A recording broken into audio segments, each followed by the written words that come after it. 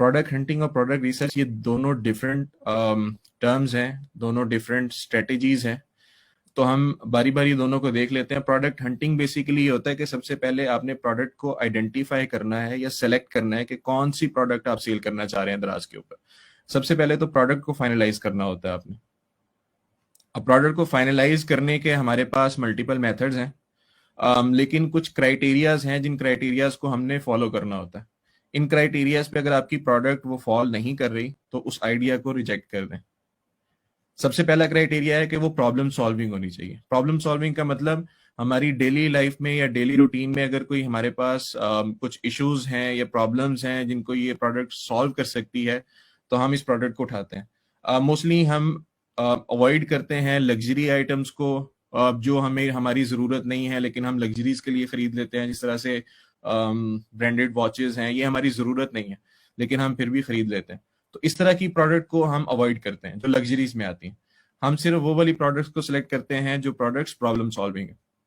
उसके बाद हमारी जो प्रोडक्ट है इसके लिए कस्टमर्स या इसकी ऑडियंस लार्ज होनी चाहिए। हम कोई ऐसी प्रोडक्ट ना चूज करें जो एक स्पेसिफिक ग्रुप को टारगेट करती हो। फॉर एग्जाम्पल, अगर मैं व्हील कवर गाड़ी के बेचना चाहता हूं तो मैं व्हील कवर लैंड क्रूजर के व्हील कवर बेचना चाहता हूं अगर मैं दराज के ऊपर, तो मेरा ऑडियंस का ग्रुप सिर्फ और सिर्फ वो ऑनर्स हैं जिनके पास लैंड क्रूजर है, तो सिर्फ वही मेरी प्रोडक्ट को बाय करेंगे। तो हम कभी भी ऐसी प्रोडक्ट चूज नहीं करते जो एक स्पेसिफिक ग्रुप को टारगेट करती हो। हम हमेशा ऐसी प्रोडक्ट चूज करते हैं जो डेली हाउस होल्ड में इस्तेमाल होती हो, हर घर की जरूरत बन सकती हो या जिसकी ऑडियंस काफी ज्यादा हो। थर्ड क्राइटेरिया यह है कि वो प्रोडक्ट स्मॉल होनी चाहिए और उसका वजन काफी लाइट होना चाहिए। मेक श्योर करें कि आप जितनी लाइट वेट और स्मॉल प्रोडक्ट चूज कर सकते हैं दैट्स बेटर फॉर यू। क्योंकि होता ही है कि जब आप प्रोडक्ट ऐसी चूज करते हैं जो हैवियर हो या जिसका वेट ज्यादा हो तो इसमें काफी इश्यूज आते हैं प्रोडक्ट हैंडलिंग के भी, और इसके अलावा जो शिपमेंट, स्टोरेज, वेयर हाउसेज के चार्जेस वगैरह हैं आपके, वो भी काफी ज्यादा इंक्रीज कर जाते हैं। तो इवेंचुअली आपका प्रॉफिट मार्जिन रिड्यूस हो जाता है। थर्ड हमारा नॉन ब्रेकिंग और नॉन इलेक्ट्रॉनिक। नॉन ब्रेकिंग मतलब हम कोई ग्लास आइटम्स चूज नहीं करते, ऐसी प्रोडक्ट जो हैंडलिंग में या शिपिंग के दौरान या हमारे वेयर हाउस में हैंडलिंग के दौरान वो डैमेज हो सकती हो, या कस्टमर्स के पास पहुंचने से पहले उस प्रोडक्ट के ऊपर कुछ ना कुछ इफेक्ट आ सकता हो। तो हम ऐसी प्रोडक्ट चूज नहीं करते, और ऐसी प्रोडक्ट भी चूज नहीं करते जिसमें मूवेबल पार्ट्स हों या सेंसिटिव इलेक्ट्रॉनिक पार्ट्स हों जो हमारी इस प्रोडक्ट को डैमेज कर सकती हो ड्यूरिंग हैंडलिंग या शिपिंग। तो हम ऐसी प्रोडक्ट्स को अवॉइड करते हैं। लेकिन कुछ लोग ये इस क्राइटेरिया को अवॉइड कर भी लेते हैं बिकॉज दे मेक श्योर कि उनकी हैंडलिंग काफी अच्छी हो, उनके वेयर हाउस का एनवायरनमेंट काफी अच्छा हो, और वो जिस शिपिंग या कोरियर सर्विस के साथ वो काम कर रहे हैं वो बहुत ज्यादा केयरफुल हो इस मामले में। लेकिन ओवरऑल देखने में यह है कि पाकिस्तान मार्केट के अंदर हम इस तरह की फ्रेजल आइटम्स को डील नहीं करते। और थर्ड हमारे पास है रिटेल स्कैसिटी, यानी वो ऐसी प्रोडक्ट होनी चाहिए जो बाहर शॉप्स पे या रिटेल मार्केट में इजीली अवेलेबल ना हो। हम कोई ऐसी प्रोडक्ट चूज नहीं करते जो बाहर दुकानों पे आम बिक रही हो और हम उसे दराज पर लिस्ट कर दें। कस्टमर्स या बायर्स हमेशा सबसे पहले किसी भी प्रोडक्ट को लेने के लिए रिटेल मार्केट पे जाते हैं या रिटेल शॉप पे जाते हैं। वो रिटेल शॉप पे जाएंगे, वहां से वो प्रोडक्ट परचेज करेंगे। अगर उन्हें वो प्रोडक्ट्स वहां से नहीं मिलती तो वो होलसेल मार्केट में जाएंगे। वो कोशिश करेंगे थोड़ा सा दूर चले जाएं, कोई बड़ी मार्केट चले जाएं, वहां से प्रोडक्ट मिल जाए हमें। अगर वहां से भी नहीं मिलती तो थर्ड ऑप्शन ऑनलाइन है, और ऑनलाइन आने का मकसद उनका ये है कि उनको ये प्रोडक्ट कहीं से मिली नहीं। तो आप भी मेक श्योर करें कि ऐसी प्रोडक्ट चूज करें जो आपको मेक श्योर हो कि ये यहाँ या तो मेरी लोकल मार्केट में या होलसेल मार्केट में इजीली अवेलेबल नहीं है। अगर अवेलेबल है तो वो ऐसी नहीं है कि कस्टमर इजीली परचेज कर सकता है उसको। तो ये कुछ बेसिक क्राइटेरियाज हैं, ये हमें हेल्प करते हैं डिसाइड करने में कि हम इस प्रोडक्ट को चूज करेंगे या नहीं करेंगे। तो प्रोडक्ट हंटिंग का ये क्राइटेरिया है हमारे पास कि हम कोई ऐसी प्रोडक्ट चूज करते हैं जो प्रोडक्ट हमारे पास अवेलेबल हो इस क्राइटेरिया के मुताबिक जो भी हम देख रहे हैं स्क्रीन के ऊपर। अच्छा, प्रोडक्ट हंटिंग के हमारे पास 3 फॉर्मूलाज या मेथड्स हैं कि हम कहाँ कहाँ से इस तरह की प्रोडक्ट्स गेट कर सकते हैं। कॉमन हमारे पास मेथड्स जो अभी तक राइज हैं, जो सारे दराज सेलर्स, वर्चुअल असिस्टेंट्स, इन्वेस्टर्स वगैरह वो सब फॉलो कर रहे हैं, वो यही 3 है जो हमारे डिफरेंट कोर्सेज में पढ़ाए जाते हैं हमें। उनमें सबसे पहला फ्लैश सेल का मेथड है। फ्लैश सेल का मेथड ये कहता है कि आप दराज के ऊपर फ्लैश सेल में चले जाएं, वहां पे आप फ्लैश सेल में जाके देखें कि कौन कौन सी प्रोडक्ट्स वहां पर लॉन्च हुई हुई हैं या कौन सी प्रोडक्ट्स ऐसी हैं जो फ्लैश सेल का पार्ट है। तो मोस्टली ये कॉन्सेप्ट है कि फ्लैश सेल में वही प्रोडक्ट्स आती हैं जो बेस्ट परफॉर्मिंग या बेस्ट सेलिंग होती हैं। ट्रू, लेकिन इसमें सबसे बड़ा मसला ये है कि फ्लैश सेल में आइटम्स बहुत लिमिटेड होती हैं, और मोस्ट ऑफ द टाइम वही प्रोडक्ट्स बार बार रिपीट हो रही होती हैं। हमारे वर्चुअल असिस्टेंट्स थाउजेंड्स में हैं, दराज सेलर्स थाउजेंड्स में हैं, तो वो सब के सब आते हैं और वो उन 40-50 प्रोडक्ट्स को देखते हैं और वहां से प्रोडक्ट का आइडिया गेट कर लेते हैं। अब इससे होता ही है कि वही प्रोडक्ट्स हर वर्चुअल असिस्टेंट लॉन्च कर रहा है, वही प्रोडक्ट हर इन्वेस्टर मांग रहा है, तो उससे एक ही प्रोडक्ट की मार्केट में काफी ज्यादा सेचुरेशन आ जाती है। इस सेचुरेशन के आने की वजह से हमारा ये जो प्रोडक्ट हंटिंग और ओल्ड मेथड है प्रोडक्ट लॉन्च का, ये अब काफी ज्यादा मुश्किल का शिकार होता जा रहा है। कंपटीशन बहुत बढ़ता जा रहा है, जिसकी वजह से प्राइस वॉर बहुत ज्यादा इंक्रीज हो गई है, प्रॉफिट मार्जिन बहुत ज्यादा रिड्यूस हो गए हैं, और इवेंचुअली जो आउटकम है हमें दराज से मिलती है वो बहुत कम है। तो इस वजह से फ्लैश सेल का मेथड इनिशियली वर्क कर रहा था जब हमारे पास मार्केट में सेचुरेशन कम थी, लेकिन अब मेरे ख्याल से प्रोडक्ट हंटिंग के लिए फ्लैश सेल का मेथड उतना एफिशिएंट नहीं है जितना एफिशिएंट ये पहले था। तो अभी हम फ्लैश सेल को हमें ड्रॉप कर देना चाहिए, क्योंकि वहीं से प्रोडक्ट आप भी चूज कर रहे हैं और thousand of other virtual assistants वो भी वहीं से गेट कर रहे होंगे, तो आपकी प्रोडक्ट की यूनिकनेस खत्म हो जाती है। तो फ्लैश सेल से प्रोडक्ट हंट करने का या प्रोडक्ट का आइडिया लेने का मेथड, इसको अब ड्रॉप हो जाना चाहिए। जो सेकंड मेथड है हमारे पास वो सर्च मेथड है। सर्च मेथड में हम दराज के ऊपर जाते हैं और वहां पे कोई भी एक रैंडम स्ट्रिंग या स्पेशल कैरेक्टर्स या कोई भी एक रैंडम सा वर्ड हम डाल देते हैं, और उसके थ्रू हम देखते हैं कि प्रोडक्ट्स हमारे पास लिस्ट होना शुरू हो जाती हैं, रिजल्ट्स आना शुरू हो जाते हैं। अब उन रिजल्ट्स में से हम एक एक प्रोडक्ट को देखते हैं, इवेलुएट करते हैं, और हम देखते हैं कि अच्छा ये प्रोडक्ट हम लॉन्च कर लें, नहीं दूसरी लॉन्च कर लें। ये मेथड इस हद तक इफेक्टिव ये है कि हर सर्च रिजल्ट में आपको डिफरेंट प्रोडक्ट्स शो होती हैं, तो इसमें सेचुरेशन के चांसेस उस हद तक कम हो जाते हैं। जितनी सेचुरेशन फ्लैश सेल मेथड में है उतनी सेचुरेशन इस मेथड से नहीं आती। लेकिन अभी रिसेंटली जो ऑब्जर्व किया गया है वो ये है कि इस तरह के मेथड में दराज हमेशा दराज मॉल या ब्रांडेड प्रोडक्ट्स को ही सर्च में टॉप पे लेके आता है। तो मोस्टली आपने देखा होगा कि जब आप ये मेथड यूज करते हैं तो आपके पास दराज मॉल की प्रोडक्ट्स आ रही होती हैं टॉप में। आइडिया लेने के लिए दराज मॉल की प्रोडक्ट्स को इन्वेस्टिगेट करना बुरा नहीं है, आप दराज मॉल की प्रोडक्ट्स को भी गेट कर सकते हैं, लेकिन उसके लिए शर्त यह है कि आप दराज मॉल को दराज मॉल से ही कम्पीट करेंगे। आप अपना ब्रांड लॉन्च करेंगे और उस ब्रांड के थ्रू आप दराज मॉल को कम्पीट करेंगे। एक normal seller FBD sorry non दराज मॉल सेलर कभी भी दराज मॉल से एज सच कम्पीट नहीं कर सकता। वो इसलिए कि दराज मॉल को हमेशा प्रेफरेंस मिलती है, उसकी रैंकिंग हमेशा ऊपर होती है, और जो बायर ट्रस्ट है वो दराज मॉल के टैग पे बहुत ज्यादा होता है। अगर एक प्रोडक्ट दराज खुद बेच रहा है तो कस्टमर्स उस प्रोडक्ट को बाय करना ज्यादा प्रेफर करते हैं इंस्टेड ऑफ दूसरी प्रोडक्ट्स जो दूसरे लोग सेल कर रहे हैं। ये मेथड काफी इफेक्टिव है, लेकिन ये काफी ज्यादा टाइम कंज्यूमिंग है। टाइम कंज्यूमिंग इस सेंस में कि आपको तमाम की तमाम प्रोडक्ट्स को इन्वेस्टिगेट करना है, बार बार पेजेस को रिफ्रेश करना है, नेक्स्ट पेजेस पे जाना है, प्रोडक्ट्स को चूज करना है। अगर प्रोडक्ट समझ में आ गई तो उसकी रिसर्च या उसको वैल्यूएट करना काफी मुश्किल हो जाता है। तो ये सारे के सारे मेथड्स, और ये हिट एंड ट्राई है। ऐसा नहीं है कि आपने पहली सर्च में आपको प्रोडक्ट मिल गई, हो भी सकता है, लेकिन समटाइम्स ऐसा होता है कि आपको काफी डेज लग जाते हैं सिर्फ प्रोडक्ट हंटिंग में, आपको प्रोडक्ट ही नहीं मिल रही होती कि मैं चूज क्या करूं या मैं कौन सी प्रोडक्ट को लॉन्च करूं। तो ये मेथड इफेक्टिव है लेकिन काफी ज्यादा टाइम कंज्यूमिंग है। आप दराज पे अपना क्राइटेरिया सेट नहीं कर सकते। आप दराज को ये नहीं कर सकते कि मुझे ये प्रोडक्ट दिखाएं जिस प्रोडक्ट की लास्ट 10 डेज में इतनी सेल्स हुई है, या मुझे बेस्ट सेलिंग प्रोडक्ट दिखा दें, या मुझे वो प्रोडक्ट दिखा दें जिन जो लास्ट 6 मंथ्स में लॉन्च हुई है। तो दराज कभी भी आपको ऐसी प्रोडक्ट ऐसे फिल्टर्स प्रोवाइड नहीं करता, तो आप अपना क्राइटेरिया नहीं लगा सकते। नॉर्मल सर्च के थ्रू आप जो मेथड जो प्रोडक्ट गेट करते हैं वो काफी ज्यादा हिट एंड ट्रायल मेथड पे बेस करती हैं।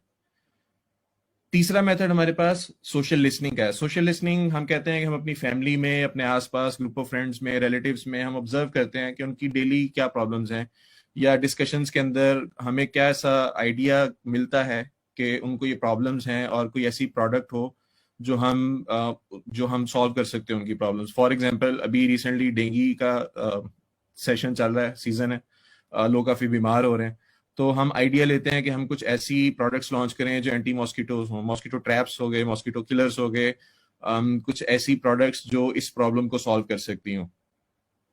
रैट्स का घरों में प्रॉब्लम है तो हम देखते हैं कि जनाब हम रैट किलर या रैट कैचर कुछ डिवाइसेस हम वो मंगवा लें और हम उसको लॉन्च करते हैं दराज के ऊपर और उसको प्रमोट करें, क्योंकि ये काफी कॉमन प्रॉब्लम्स हैं।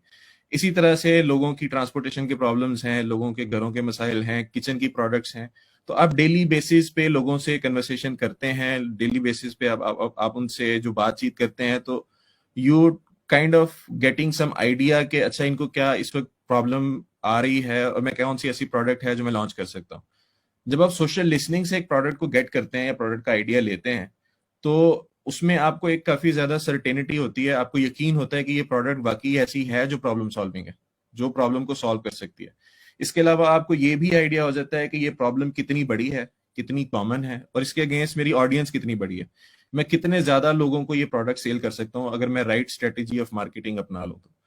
तो ये 3 मेथड्स हैं जिन मेथड्स के थ्रू हम कॉमनली प्रोडक्ट को हंट करते हैं। इनमें से पहले 2 मेथड्स हम रिकमेंड नहीं करते क्योंकि ये सेचुरेशन और टाइम कंज्यूमिंग है। थर्ड मेथड सोशल लिसनिंग वाला काफी बेहतर है, लेकिन इसमें भी टाइम काफी ज्यादा लग जाता है। आप कभी भी श्योर नहीं होते कि आपको इंस्टेंटली किसी प्रोडक्ट का आइडिया मिल जाएगा या आप बाहर जाएं और ऑब्जर्व करें और फौरन से प्रोडक्ट आपको क्लिक कर जाए। तो ये 3 मेथड्स हैं जिनमें से सिर्फ सोशल लिसनिंग वाला मेथड इस वक्त कुछ हद तक फेवरेबल है, इफेक्टिव है। लेकिन इसके लिए आपको थोड़ी सी फिजिकल एफर्ट करनी पड़ेगी, आपको लोगों से मिलना पड़ेगा, आपको बाहर ऑब्जर्व करना पड़ेगा कि कौन सी प्रोडक्ट्स ऐसी हैं जो हम इवेल्युएशन के लिए पकड़ सकते हैं। ओके, सो हमने 3 कन्वेंशनल मेथड देखे कि हमें प्रोडक्ट हंटिंग कहाँ कहाँ से हो सकती है। उसके बाद जो चौथा मेथड है जो जार्विस के थ्रू है, उसमें हम जार्विस की प्रोडक्ट डेटाबेस और क्रोम एक्सटेंशन को यूज करते हुए प्रोडक्ट को हंट कर सकते हैं। हम यहाँ पर जार्विस ओपन कर लेते हैं। इसमें हम प्रोडक्ट डेटाबेस में मूव करते हैं और प्रोडक्ट डेटाबेस में हम देखते हैं कि हमारे पास मिलियंस ऑफ प्रोडक्ट्स हैं जो दराज से उठाकर रिकैटलॉग की गई हैं। हाँ, जार्विस की डेटाबेस में रिकैटलॉग करने का मकसद ये है कि आप उन प्रोडक्ट्स को अपने क्राइटेरिया के मुताबिक हंट कर सकते हो। ये हमारे पास फिल्टर्स का सेट है। इस फिल्टर्स के सेट के थ्रू आप अपनी डिजायर्ड प्रोडक्ट्स अपनी डिजायर्ड क्राइटेरिया के मुताबिक चूज कर सकते हैं। फॉर एग्जाम्पल, मैं चाहता हूं कि मुझे वो प्रोडक्ट्स शो की जाएं जो किचन की कैटेगरी से बिलोंग करती हैं और वो अभी लास्ट 6 मंथ्स पहले लॉन्च हुई हैं, तो मैक्सिमम एज उनकी 6 मंथ्स होनी चाहिए। तो ये एक मेरा क्राइटेरिया है जो मैं अप्लाई करना चाह रहा हूँ। आप अपना क्राइटेरिया चेंज कर सकते हैं। आप कहते हैं मुझे वो प्रोडक्ट शो करें जिनकी daily unit maximum 5 unit sale हो रहे हैं। तो इस तरह से आप डिफरेंट फिल्टर सेट और इन क्राइटेरियाज को चूज करते हुए दराज की प्रोडक्ट्स को जार्विस की डेटाबेस में सर्च कर सकते हैं। तो जार्विस आपको आपके क्राइटेरिया के मुताबिक इन मिलियंस ऑफ प्रोडक्ट्स में से वो प्रोडक्ट्स या वो लिस्टिंग्स निकाल के दिखाएगा जो आपके इस क्राइटेरिया को मैच कर रही होंगी। तो जब ये प्रोडक्ट्स आपके पास आ जाती हैं, ये प्रोडक्ट्स यूनिक होती हैं। आप इन प्रोडक्ट्स को लॉन्च कर सकते हैं, इन पे रिसर्च कर सकते हैं और देख सकते हैं कि आपके पास इन प्रोडक्ट्स का कितना पोटेंशियल है। फॉर एग्जाम्पल, ये कुछ प्रोडक्ट्स हैं हमारे पास जो हमारे रिजल्ट्स में हमें शो हो रही हैं। आपको इंस्टेंटली इनके स्टैट्स पता चल जाते हैं। जिस तरह से फॉर एग्जाम्पल इस लिस्टिंग की monthly sales around 130 units per month है। आप इसकी आसानी से हिस्ट्री देख सकते हैं। इस हिस्ट्री में हमें पता चलता है कि इसका सेल्स पैटर्न क्या है, प्राइसिंग कितनी जल्दी चेंज हो रही है, कितनी फ्रीक्वेंट चेंज कर रहे हैं वो, रिव्यूज की वेलोसिटी क्या है, लोग क्वेश्चंस कितना पूछ रहे हैं इस पे, प्रोडक्ट में इंटरेस्ट कितना ले रहे हैं, क्या पैटर्न है, सेल्स का क्या हिस्ट्री ग्राफ है। तो ये सारी की सारी चीजें आपको टेबुलर व्यू में भी मिल जाती हैं। ये टेबुलर व्यू बिल्कुल एग्जैक्टली वैसा ही है जिस तरह से हम मैनुअल मेथड में शीट्स के थ्रू प्रोडक्ट को ट्रैक करते हैं। वहां पे भी हम इसी तरह से स्टॉक को ट्रैक करते हैं। प्राइसिंग, रिव्यूज और क्वेश्चंस को हम वहां पे ट्रैक नहीं करते, लेकिन ये 3 चीजें हमें ये बताती हैं कि इस प्रोडक्ट पे कस्टमर्स का कितना इंटरेस्ट है ओवर द टाइम। जिस तरह से रिव्यूज हैं, हम देखते हैं कि रिव्यूज इंक्रीज करते हैं या नहीं करते। रिव्यूज इंक्रीज करने का मतलब है कि ये प्रोडक्ट कितनी ज्यादा यूजफुल रही है कस्टमर्स के लिए और कस्टमर इसके बारे में अच्छा फीडबैक दे रहे हैं, बुरा फीडबैक दे रहे हैं। क्वेश्चंस हमें ये बताते हैं कि प्रोडक्ट एक्चुअली कितनी डिमांड में है, लोग कितना ज्यादा इंटरेस्ट ले रहे हैं इस प्रोडक्ट में। तो क्वेश्चंस हमें इंटरेस्ट या डिमांड का एक फैक्टर शो करते हैं और स्टॉक हमें बेसिकली प्रोडक्ट की सेल्स का एक एस्टिमेट देता है कि ये प्रोडक्ट कितनी फ्रीक्वेंट इसकी डेली सेल्स हो रही हैं। तो इस तरह से यहाँ से आप डिफरेंट प्रोडक्ट्स को चूज करते हैं। जब आपको ये एक प्रोडक्ट को क्लिक कर जाते हैं कि ये प्रोडक्ट मुझे चाहिए, तो आप उस प्रोडक्ट के अगेंस्ट उसकी रिसर्च स्टार्ट कर देते हैं। अब प्रोडक्ट रिसर्च क्या होती है उसके बारे में हम नेक्स्ट डिस्कस करते हैं। प्रोडक्ट रिसर्च एक्चुअली ये होती है कि जब आपने प्रोडक्ट हंट कर ली हुई है, आपको आइडिया हो गया कि मुझे ये प्रोडक्ट सेल करनी है, तो अब आप उस प्रोडक्ट को इवेलुएट करते हैं कि आया ये प्रोडक्ट वायबल है भी या नहीं, दराज पे मैं सेल कर सकता हूँ या नहीं कर सकता, इस पे मुझे कितना प्रॉफिट मार्जिन होगा, ये मेरे लिए कितना अच्छा पोटेंशियल लगती है एज अ दराज सेलर। तो ये कुछ फैक्टर्स हैं जो हम चेक करते हैं उस प्रोडक्ट के और अपने क्राइटेरिया पे इसको मैच करने की कोशिश करते हैं कि ये प्रोडक्ट मेरे लिए वायबल है या नहीं है। उनमें सबसे पहला सेल्स वेलोसिटी है। हम देखते हैं कि ये प्रोडक्ट की डेली एवरेज सेल्स कितनी है। प्रोडक्ट रिसर्च में सबसे इंपॉर्टेंट फैक्टर सेल्स वेलोसिटी का होता है। अगर एक प्रोडक्ट की सेल्स नहीं है दराज के ऊपर, इट मीन्स वो प्रोडक्ट काफी ज्यादा पुअर परफॉर्मेंस दे रही है दराज पे, तो आप उस प्रोडक्ट से अवॉइड करते हैं। हम ये चेक करते हैं कि प्रोडक्ट सीजनल है या थ्रू आउट द ईयर चलती है। जैसे अगर आप कोई ऐसी प्रोडक्ट चूज कर लें जो सिर्फ गर्मियों में काम करती है, जिस तरह से वाटर बॉटल्स हैं, सिर्फ गर्मियों में उनकी डिमांड बढ़ जाती है, सर्दियों में उनकी डिमांड कम हो जाती है, तो आप ऐसी प्रोडक्ट तो नहीं चूज कर रहे जो सीजनल है, जो फ्यू मंथ्स के लिए दराज पे या ऑनलाइन मार्केट में उसकी डिमांड और उसके बाद सारा साल वो प्रोडक्ट डिमांड में ना रहे। तो मेक श्योर करें कि आपकी प्रोडक्ट सीजनल ना हो। या कोई फेस्टिवल आ रहा है, जैसे 14 अगस्त गुजरा तो हमें झंडियों की और इस तरह की चीजों की डिमांड बढ़ गई। अभी 12 रबीउल अव्वल है तो लाइट्स और डेकोरेशन का जो सामान है उसकी डिमांड है। लेकिन ये सेल सिर्फ आपको टेम्परेरी मिलेगी, थ्रू आउट द ईयर ये प्रोडक्ट आपको वो सेल्स नहीं दे सकती जो सिर्फ उस फेस्टिवल में मिल सकती है। तो हम नॉन सीजनल प्रोडक्ट्स को अवॉइड करते हैं। उसके बाद हम ये देखते हैं कि लोगों का कितना ज्यादा इंटरेस्ट है इस प्रोडक्ट में। इसके लिए हम प्रोडक्ट की लिस्टिंग्स ओपन करते हैं डिफरेंट, और उनके क्वेश्चंस को देखने की कोशिश करते हैं कि लोग कितना ज्यादा इंटरेस्ट ले रहे हैं प्रोडक्ट में और इसकी प्रोडक्ट की कितनी ज्यादा डिमांड है। इसके अलावा क्वेश्चंस में जो सबसे बेहतर चीज हमें पता चलती है वो ये है कि कस्टमर्स की एक्चुअली रिक्वायरमेंट क्या है, कस्टमर्स इस प्रोडक्ट के बारे में क्या जानना चाह रहे हैं या इस प्रोडक्ट में वो क्या फाइंड करना चाह रहे हैं। तो आप वो सारी की सारी इंफॉर्मेशन अपने पास कंपाइल कर सकते हैं और अपनी जब प्रोडक्ट लॉन्च करेंगे आप, तो वो सारे के सारे यूजर्स के जो क्वेश्चंस हैं वो आप अपनी लिस्टिंग में ऑलरेडी डिस्क्रिप्शन में ऐड कर सकते हैं प्रोडक्ट की डिटेल में, ताकि जो बायर आपकी लिस्टिंग पे आए उसे ऑलरेडी अपने क्वेश्चंस का आंसर मिले और उसे लगे कि यही प्रोडक्ट है मेरे लिए और वो प्रोडक्ट बाय कर ले। जो नेक्स्ट फैक्टर है हमारा वो वेरिएशंस का। हम ऐसी प्रोडक्ट हमेशा अवॉइड करते हैं जिसकी बहुत ज्यादा वेरिएशंस हैं। फॉर एग्जांपल शर्ट्स हैं, शर्ट्स के बहुत ज्यादा साइजेस हो सकते हैं, बहुत ज्यादा कलर्स हो सकते हैं, बेडशीट्स हैं, क्लोथिंग के आइटम्स हैं, फैशन एसेसरीज हैं, मोबाइल कवर्स हैं। ये वो वाली आइटम्स हैं जिनकी बहुत ज्यादा वेरिएशंस होती हैं कलर्स में, साइजेस में, डायमेंशंस में। तो हम ऐसी प्रोडक्ट को अवॉइड ही करते हैं जिसमें बहुत ज्यादा वेरिएशन हो, क्योंकि इसमें मसला ये होता है कि ये हमारे लॉन्च बजट को इफेक्ट करती है। अगर हमें एक प्रोडक्ट की इन्वेंट्री मंगवानी है, हम उसके 300 यूनिट्स मंगवाना चाह रहे हैं, तो हमें तमाम के तमाम वेरिएशन मंगवानी पड़ती हैं। इससे हमारा लॉन्च बजट काफी ज्यादा इंक्रीज कर जाता है। इसके अलावा अगर वो प्रोडक्ट की एक वेरिएशन ज्यादा सेल हो रही है तो जो बाकी आइटम्स आपकी इन्वेंट्री में पड़ी हैं वो आपके लिए बर्डन बन जाएगी, फाइनेंशियल बर्डन होगा आप पे, तो आप उससे वो सेल नहीं कर सकते। तो इस तरह से हम वो वाली प्रोडक्ट्स हमेशा अवॉइड करते हैं जिसमें बहुत ज्यादा वेरिएशंस हो। एक या दो वेरिएशंस अंडरस्टैंडेबल है, हम एक्सेप्ट कर लेते हैं, हम लॉन्च भी कर देते हैं। लेकिन जो ज्यादा वेरिएशंस हैं या ज्यादा साइजेस हैं, हम हमेशा ऐसी प्रोडक्ट से अवॉइड करते हैं। और लास्ट फैक्टर हमारा प्रॉफिट मार्जिन का है। हम हमेशा मेक श्योर करते हैं कि ये प्रोडक्ट के थ्रू हमें अच्छा प्रॉफिट मार्जिन मिले। दराज हर कैटेगरी, हर प्रोडक्ट पे डिफरेंट अपना कमीशन चार्ज करता है, डिफरेंट टैक्सेस उस पर अप्लाई होते हैं, शिपिंग चार्जेस वगैरह अप्लाई होते हैं। तो ये सारी कॉस्ट निकालने के बाद हमें ये आइडिया होना चाहिए कि ये प्रोडक्ट का पर पीस हमें कितना प्रॉफिट मिल रहा है। अगर उसका प्रॉफिट मार्जिन काफी कम है तो ऐसी प्रोडक्ट को अवॉइड करें, क्योंकि इतनी ज्यादा एफर्ट जब हम पुट करते हैं और वहां से प्रॉफिट मार्जिन बहुत कम हो तो ऐसी प्रोडक्ट की प्रोडक्टिविटी या इसको सेल करने का फायदा नहीं है। तो हम ऐसी प्रोडक्ट चूज करते हैं जिसमें हमें प्रॉफिट मार्जिन काफी हाई मिल रहा होता है या जो हमें एक्सेप्टेबल हो। प्रोडक्ट रिसर्च के लिए हम जार्विस का ट्रैकर ग्रुप और प्रोडक्ट की हिस्ट्री जो जैसे अभी हमने देखी, हम इसको यूज करते हैं। दोबारा जार्विस पे आते हैं। यहाँ पे हम देखते हैं हमारे पास प्रोडक्ट ट्रैकर की का एक फीचर मौजूद है। उससे सबसे पहले मैंने आपको हिस्ट्री के बारे में बताया। हम हिस्ट्री को देखते हुए एनालाइज करते हैं कि प्रोडक्ट का पोटेंशियल क्या है। उसके हम डिफरेंट फैक्टर्स और पैरामीटर्स को यहाँ से जज करते हैं कि ये प्रोडक्ट की सेल्स, डिमांड, इंटरेस्ट वगैरह ये सब कुछ कैसा है। इसके अलावा हम प्रोडक्ट ट्रैकर में जाते हैं। फॉर एग्जाम्पल एक प्रोडक्ट रूबिक क्यूब्स है, ये मुझे क्लिक कर गई कि मैंने ये प्रोडक्ट सेल करनी है। तो इस प्रोडक्ट को सेल करने के बाद मैं इस प्रोडक्ट के जो टॉप सेलर्स हैं या टॉप कंपिटिटर्स हैं मेरे, मैं उन सबको अपने ट्रैकर ग्रुप में ऐड कर लेता हूँ। ऐड करने के बाद अब जो जार्विस है मेरे लिए इन तमाम सेलर्स को ट्रैक करेगा और इनकी हिस्ट्री कंपाइल करके मुझे देगा। ये ओवरऑल स्टैट्स हमारे पास इन तमाम सेलर्स के मौजूद हैं। कि एवरेज यूनिट्स ये तमाम सेलर मिलके 28 units almost per month sale कर रहे हैं, यानी ऑलमोस्ट डेली का एक ऑर्डर आता है इनके पास, इन तमाम सेलर्स का अगर एवरेज निकाला जाए। और पर मंथ रेवेन्यू मेरे पास 11,000 रुपीज आता है। दराज हमसे 87 रुपीज पर यूनिट चार्ज करता है, और हमारे पास जो प्रॉफिट है वो ऑलमोस्ट 109 रुपए पर पीस बचता है। इसके बाद हम इंडिपेंडेंटली देखते हैं हर सेलर को, तो हम देखते हैं कि जो टॉप सेलर्स हैं, अच्छे सेलर्स हैं, वो ऑलमोस्ट 200 यूनिट्स पर मंथ बेच रहे हैं।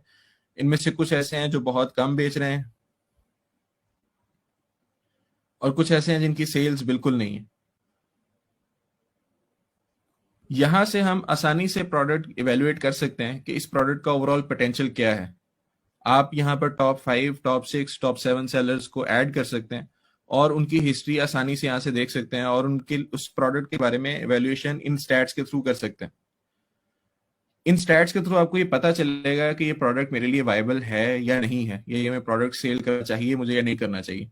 तो आप आसानी से ट्रैकर ग्रुप में अपने कंपिटिटर्स को ऐड करें, और उन कंपिटिटर्स के थ्रू ये सारी की सारी इंफॉर्मेशन आपको मिल जाएगी। ये सारी की सारी इंफॉर्मेशन और ये ट्यूटोरियल्स जारविस के अपने यूट्यूब चैनल पर भी मौजूद हैं। अगर आप डिटेल से हर फीचर को देखना चाहें तो आप वहां पर चैनल विजिट कर सकते हैं।